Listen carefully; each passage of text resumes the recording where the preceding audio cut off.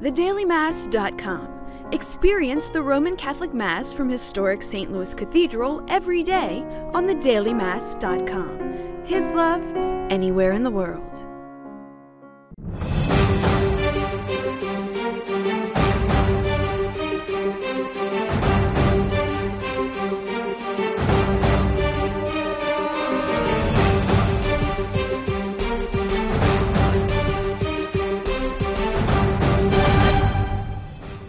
Good evening, I'm Sarah McDonald. And I'm Jason Angelette. Welcome to Issues in Faith. We're here at Project Lazarus in New Orleans, where for 30 years they have served people living with HIV and AIDS. Join us as we learn more about this amazing, life-changing ministry from not only the staff, but also the residents.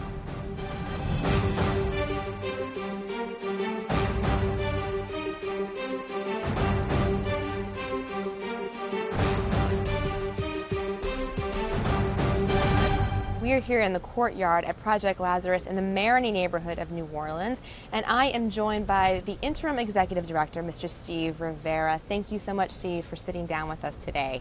Thanks for coming. Of course. Well, we're here because Project Lazarus is celebrating 30 years of mission and ministry here in New Orleans. Tell us a little bit about the history, the origin of Project Lazarus. Project Lazarus started, as you know, 30 years ago. And it was started in response to the many people who were dying of AIDS. And there was no place for these people to go in order to die. So two priests joined together, Father Bob Powell, Father Paul DeRogers, and they, since Holy Trinity, which is where this property, we are currently, right now, it had closed recently, and so Father Paul DeRogers recommended. He said, "Listen, when Father Bob Powell came to him and said, what can we do? How are we going to help?" Mm-hmm. And he said, let's attempt to go to Archbishop Hannon and ask him if we might be able to use this facility to house people and assist them as they need to pass. And so that's really how it began. They brought it to Archbishop Hannon. They prepared all kinds of documents and got all kinds of information. They didn't even need to show that to him. When they went to him, Archbishop Hannon was flat out, yes, these people need help, and we are going to help them, and we're going to supply the place. And that's really how it all started. And here it is 30 years later, and it's just thrilling and so heartwarming to know that so many people have been helped. Even though the disease remains the same, the ramifications of this disease, the results of what this disease causes has changed for the population. Right, because when Father Paul and Father Bob started, it was essentially a hospice. It was helping people die with dignity. It was definitely a place for people to die with dignity. It was definitely a hospice. If you came to Project Lazarus, you were going to die. Death was imminent. And 30 years, you touched on it just now, there's been such a change in the science and treatment for people with HIV and AIDS. And as that has evolved, Project Lazarus has evolved. Yes. Where are we now, 30 years? What does that 30 years look like to get us to this point now? You know, it didn't just jump to where it is now. There was definitely a period of transition, and several transitions of this facility. As we said, that it was a hospice when it began, and as time went on and the advance of medications came, people were living longer, and some were still very affected and did eventually die from the disease. But there was hope, much more hope than there was before, and each era would really get better and better. So again, with the advance of medications, we finally progressed to where we did not have any deaths in the year 2011. Wow. And that was an amazing feat for us, because during the year of 2011, we did not have not one single death at Project Lazarus. Sure.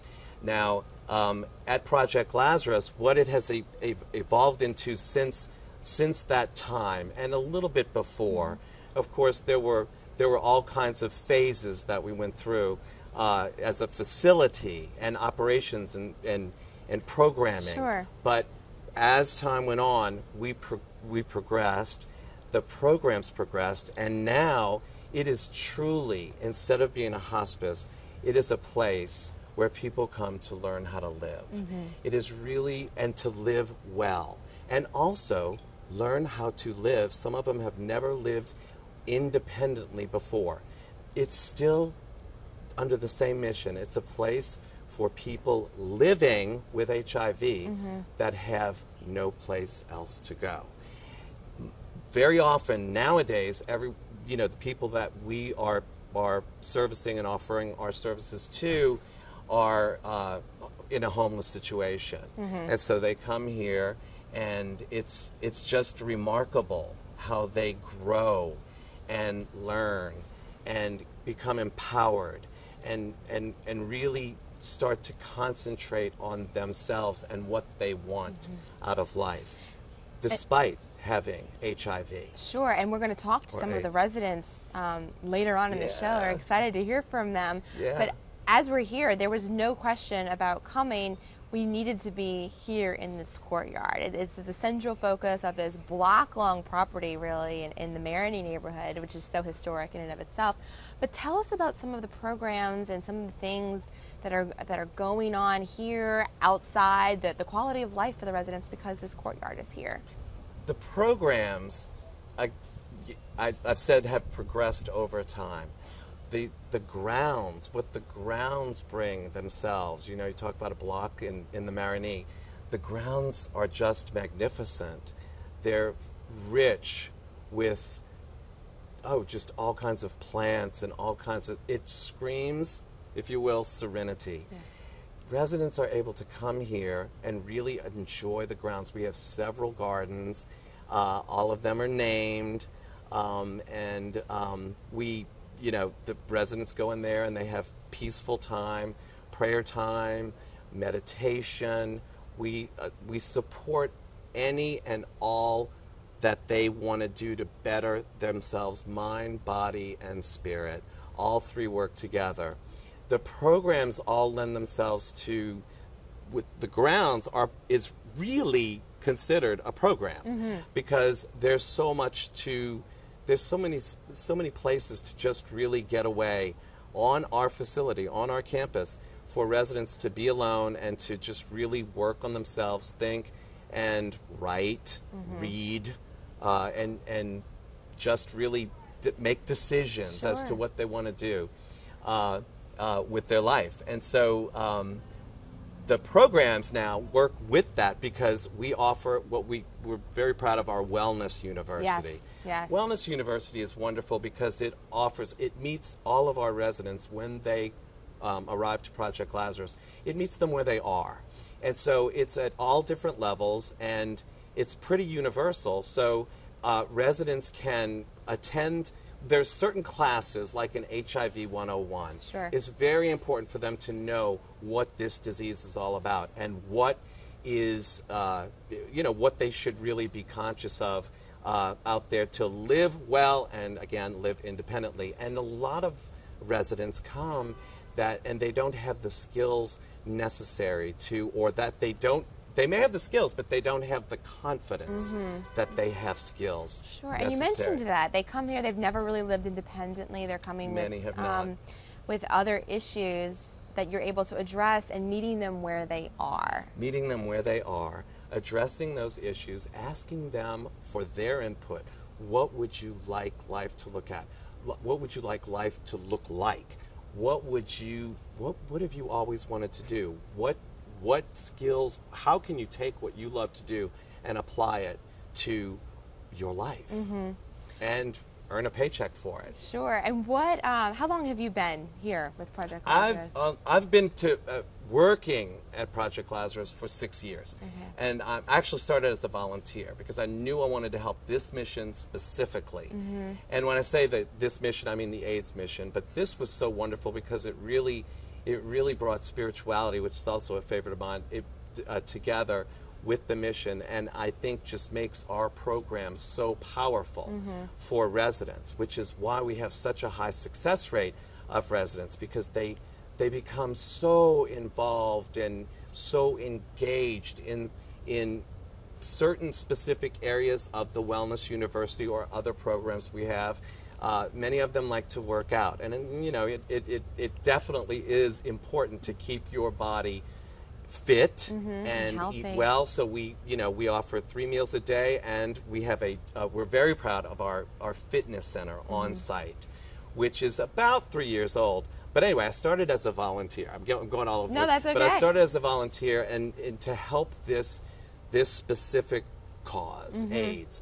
And really, when AIDS was different, it was very, I'd say the circumstances from this disease were very different, and it people were still not. There was still places that people didn't have any place to go. Right. There was still a strong stigma, discrimination for people with this disease, and I wanted to affect that. So as a volunteer, I worked with these residents, and that's what I did. I mean, you can come volunteer for, I was going to ask, can people get involved? People can still volunteer? We really thrive on our volunteers that come here. Like myself, who came here and just was, I was just so enriched by spending time just talking to the residents about whatever was on their mind, or just about, art or a book they read or anything. And it was just so enriching for me. Volunteers who come can do the same thing. They can go to the area that they feel. We have a volunteer coordinator which will help place all volunteers in the area that they want to really impact. Well, Steve, I know Archbishop Hughes is a regular volunteer of yours. He loves coming here weekly. He actually talked about it in an edition of the Clarion Herald past, and so I know he joins you in encouraging people to get involved and volunteer. He is a magnificent volunteer, and I will say that the residents line up. Doesn't matter what their faith or religion is, they are in line. I mean that. I believe you. They are, and he comes. He comes here every Friday, and if he can't come on Friday, he calls and he, comes in and tells us when he's coming on a different day, because our residents really do look forward to that. It's very empowering for them and very soothing, and works well with all of the programs once again. Well, Steve, I have to say, your enthusiasm for the program is definitely something that brings people here, and I want to thank you for having us today. We want to get to some of those resident stories, so definitely. I'm going to They can speak to it much better than I. Very good. Well, again, thank you for having us here today, and thank you for all you've done over the last several years to get us to this 30th anniversary. Thank you so very much. And we'll be right back. What I would tell someone who is looking for a hospice, to look for someone whose focus is on the patient, not on making a profit. And Notre Dame offers that.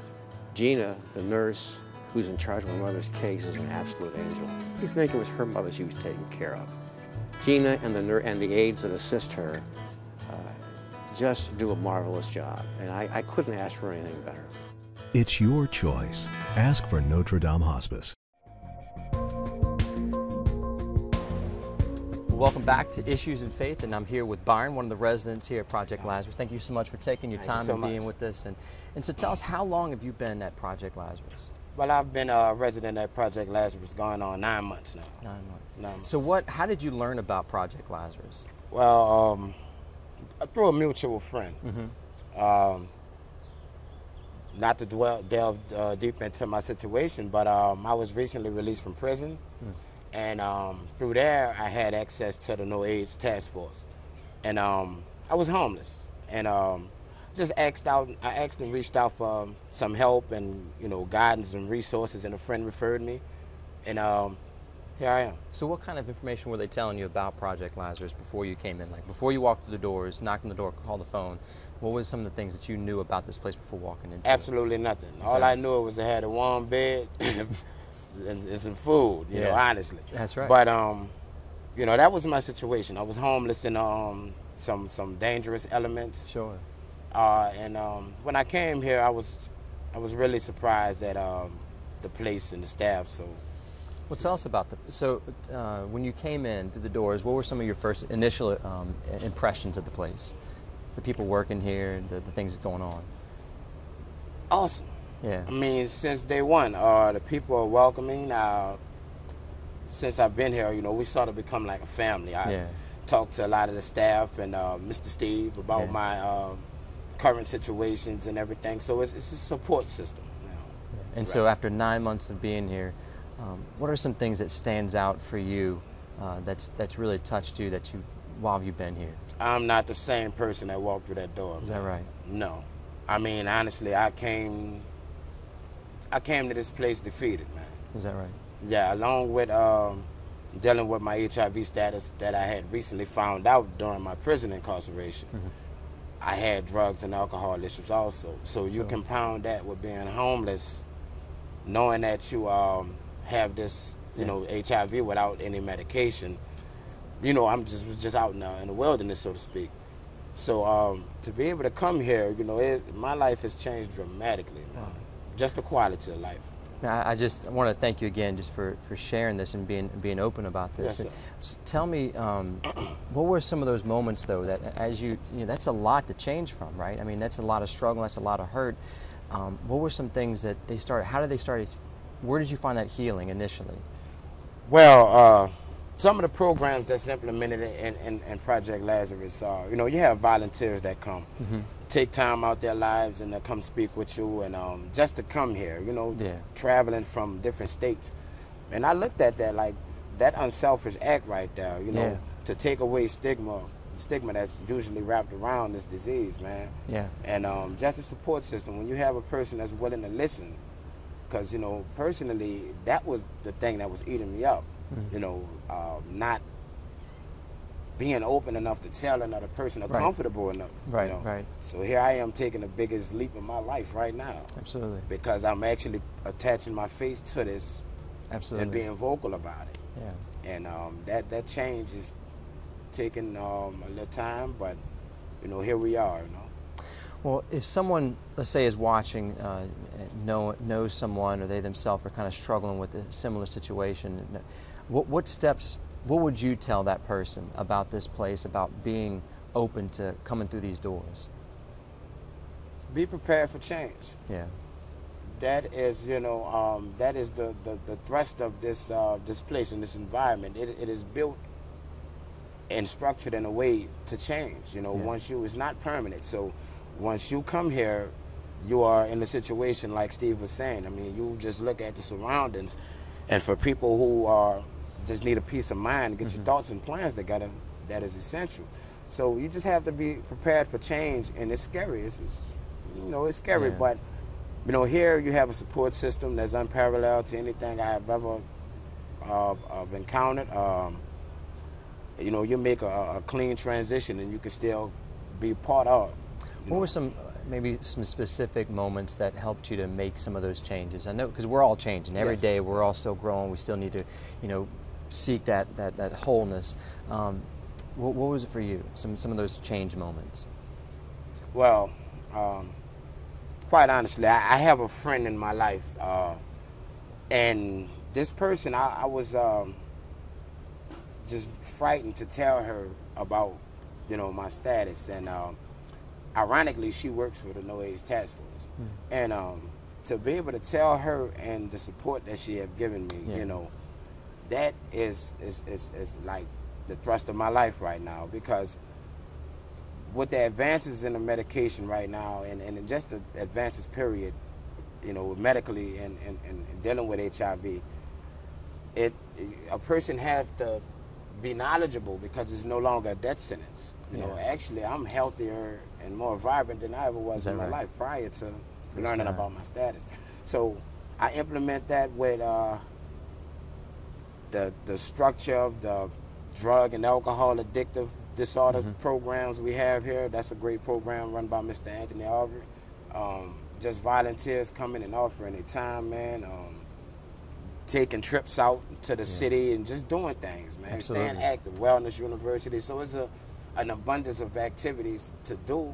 Honestly, I forget sometimes that I actually have HIV, man. Praise God, praise God. There's a lot to do. Yeah, I'm just blown away by your honesty and also your story, Yeah. and the beauty of so many people who have reached out and with this selfless love to come out and to help you, and how it's a call for all of us. Yes. And no matter where we are, we can be that servant to others. Yes. Any final thoughts as far as what this place, Project Lazarus, has done? Well, just the name itself speaks volumes. You know, for anyone spiritual, just have any knowledge of the name Lazarus and what it represents, that's new life, a coming back to life. So for persons that can come here that in similar situations as I have, like as I stated, I was defeated mentally, spiritually, physically, severely underweight. Wow, yeah. And to come here and just miraculously, man, in 9 months to been have that is amazing. Exactly. So you know, my closing thoughts with that would be you know, sometimes you just have to step out on faith, and the doors of Project Lazarus are open, wide open. I mean, and it's a beautiful place for people who want to change. It's just beautiful, man. Well, Byron, I again, thank you, brother. Thank you so much for your time and being with us and sharing your story. Thank you, and when we come back, Sarah's going to sit down with another resident here at Project Lazarus, and we'll be right back.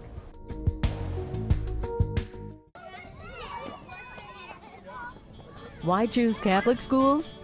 Our children have made a wonderful group of friends. There's a great deal of fellowship. They're fitting in beautifully. We could not have asked for a smoother and better transition.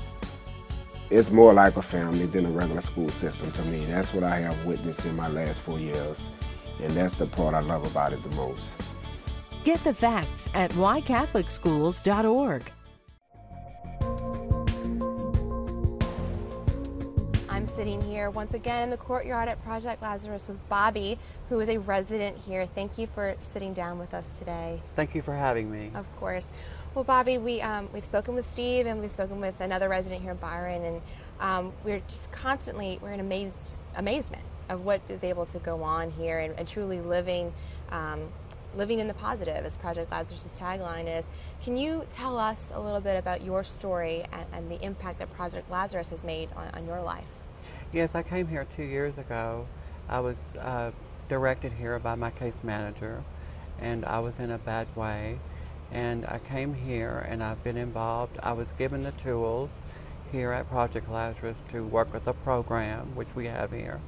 And we have Wellness University, which I have done probably 4 semesters of that. Okay. I am also in substance abuse counseling because I was a substance abuser for 32 years. I will be sober for 2 years on July the 6th. And I quit smoking since I've been here. I haven't smoked a cigarette. It will be 2 years in September. Wow. I have also been afforded here by Lazarus Project to go into certified nursing training, which I finished at Delgado. Wow. And that was expensive, and they paid for it. And so now I'm a certified nursing assistant. Wonderful. And also I went to the GED program, still involved with that, and also, you know, just involved in everything I can here, and have loved it here. Everyone has been wonderful. Father Hughes has been an inspiration in my life. I see him once a week, and he does great prayers with me. He gives me instruction and advice, and I act upon that and reflect in my room and think about what he has told me, what he has shared with me through his wisdom, and I go with that through my everyday. Well, Bobby, and just listening to you speak, it's obvious that for you and for other people, Project Lazarus has made a difference in your whole person. And congratulations, by the way, on all of your successes. Thank you so much. That you've had.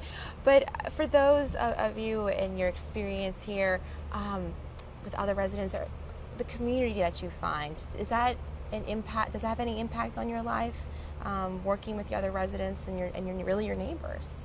Yes, I think that working with the other residents, being an example, trying to show by action, not so much telling them anything, but just through my actions, by working the program and doing what I'm asked to do, and then showing that through every day by my works and what I do there. And that's how we're all called to live every day. Words only mean so much. It's really truly in how we act ourselves, how we treat one another. And what I'm constantly impressed whenever I speak with anyone who works here or volunteers here or lives as a resident here at Project Lazarus is the way that the program has impacted, again, everything that they've done, but also that you're living it. Right. You're living, the staff, the residents, the volunteers, they're living the mission of Project Lazarus. For those who may see this and be looking for assistance or what would you tell them about coming here? I would say, first of all, they need to have a willingness to change, and they need to speak to their case manager wherever they are, and then be guided here through that. And also, they can make an appointment and come and see the team here at Project Lazarus. Aubrey Anthony is the head of the substance abuse, and he can help anyone that comes here with any of that. And just be sure when they come here that they are ready to move forward and to change. And you mentioned Archbishop Hughes coming in and making such a difference. What does it mean to you when people can give of themselves through volunteering as a resident? I think the volunteering here is fabulous, most wonderful. We have Loyola students that come here and give a wonderful program, and they share and they're very giving. We have other volunteers that come here and share their time through helping you through fitness and through showing you how to eat properly, or making lifestyle changes altogether. Well, Bobby, thank you for being willing to sit down with us and share your story and share your experience here. We're happy to be here as Project Lazarus celebrates its 30th anniversary. So thank you for your willingness to change. And again, congratulations on all the successes you've had here in the last couple of years. Thank you so much for having me. Of course. And we'll be right back. WRBH 88.3 FM provides blind and print handicapped listeners with programs that inform and entertain. To learn more, contact 504-899-1144 or WRBH.org. Thank you for being with us tonight. For more information about Project Lazarus or to learn how you can get involved, go to projectlazarus.net. And don't forget, you can join the conversation on Facebook. Thanks so much for watching, and God bless.